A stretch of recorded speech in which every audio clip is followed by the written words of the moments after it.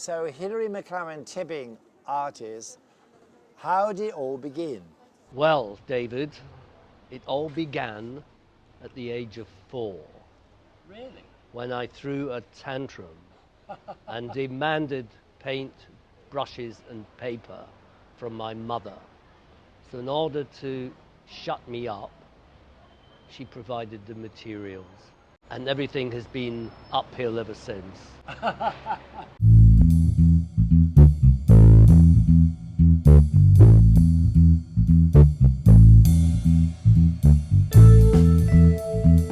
I met a fabulous art teacher there called Richard DeMarco. He encouraged me to draw. He said, once you've mastered drawing, that's half the battle won. When I was at art school in Glasgow, I discovered the great Picabia, Monet, Warhol, Bacon, Cézanne, Modigliani, Picasso, and also Man Ray. Absolutely adored Man Ray, because he had such an eclectic range of sculpture, photography, painting. I was at a celebratory dinner in Chelsea, having dinner with a French singer called Jean-Michel Jarre. I was introduced by a friend to, there was this chap sitting there with another friend, and he smiled at me, and that was Francis Bacon. Francis Bacon was a huge influence on my work. Later on, I started to look into many of his works and try to understand his technique and just the ideas, because it's all about ideas. I was so enthralled by Bacon, I decided to try and recreate the face that I met at Bibendum restaurant. So from memory, I just painted Bacon. I did it in one day. It just happened as if by magic, as if my hand had a mind of its own.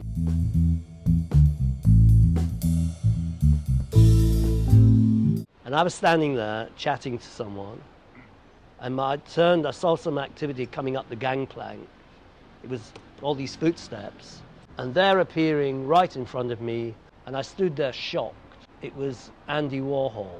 And I was so shocked, I turned to him, looked at him and said, "I've always wanted to meet you."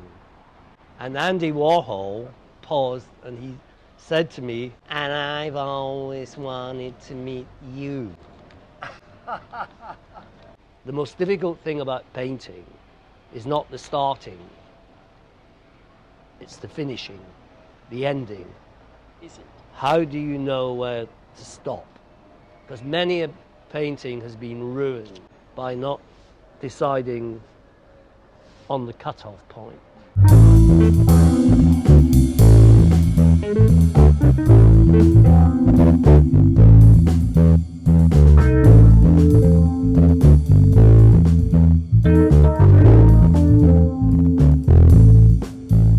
My show business career really started when I was in Glasgow, because I was going through a snowstorm one winter, obviously winter's evening. You could hardly see the hand in front of your face, and as I was going along a road called Murray Place, this voice suddenly shouted out, "Hilary," and I was all wrapped up.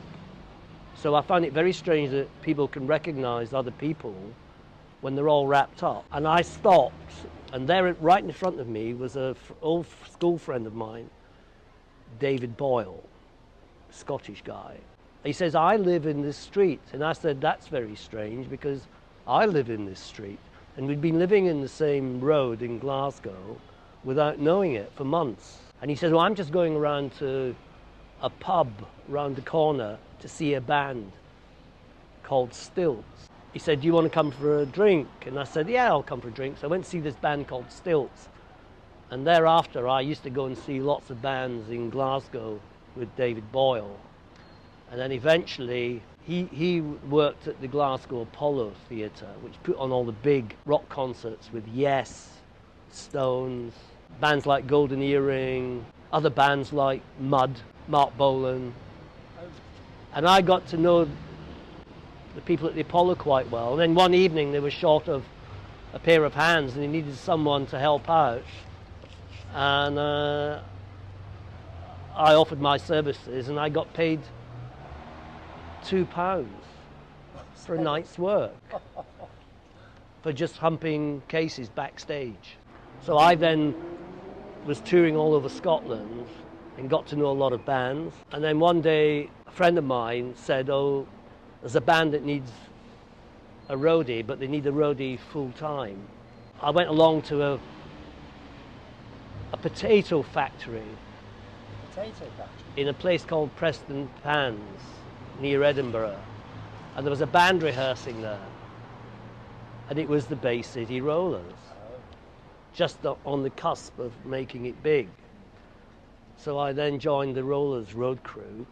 So and then I learnt my sort of craft touring around the Scotland and Europe with the Bay City Rollers.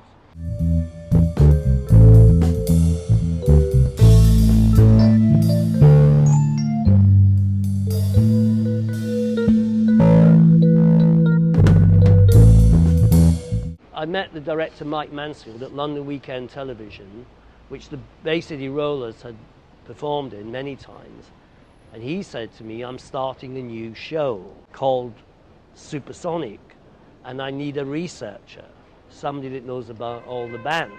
The next thing I knew, I was sitting on the 10th floor at London Weekend Television with a telephone in front of me, and I said, well, what do I do?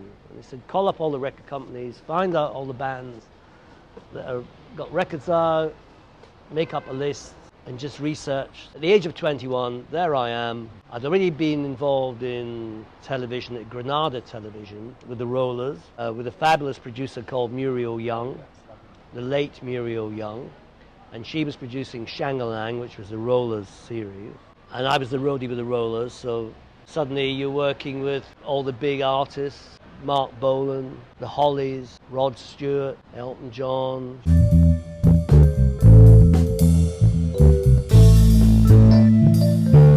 Rock and roll. I lived the rock and roll lifestyle, and it was fabulous. Sex, drugs, and rock and roll. I now want to move back to why you decided to return to painting. Well, I've never really left it. Oh, you kept painting in between all this? I did have a few gaps, because obviously when you're working the hours we work in show business, which is not 9 to 5, you don't often have a lot of time to do other things. I did have a bit of a spurt in the 80s, and I've actually got 2 paintings from the 80s. Some of my paintings can take a day or 6 months. Sometimes I'm painting 2 or 3 at once. I go backwards and forwards. But other ones I can do in a day. Then I have to stop, because I've destroyed so many paintings. And then I discovered the wall at Partridge's, Duke of York Square, Chelsea, off King's Road. The Partridge wall should be one of the great walls of London, right next to the Saatchi Gallery. Wonderful space, very excited by it, and to be the first artist gracing the walls of Partridge's couldn't be better.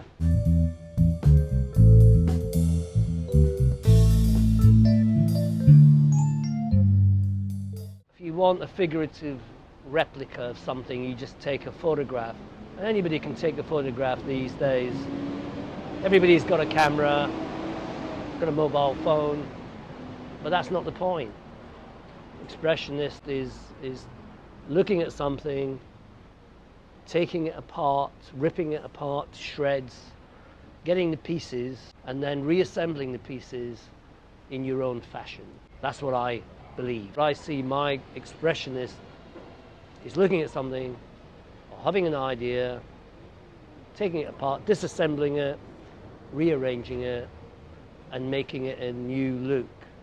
Because, as Bacon said, he wants his paintings to slightly shock people. It's not the familiar. I like to shock. The energy of my work comes from the baggage that you collect in life. And I believe that the great energy that I have is the kind of angst that you get just through living. Everybody's got it. It's just that some people don't put it out there.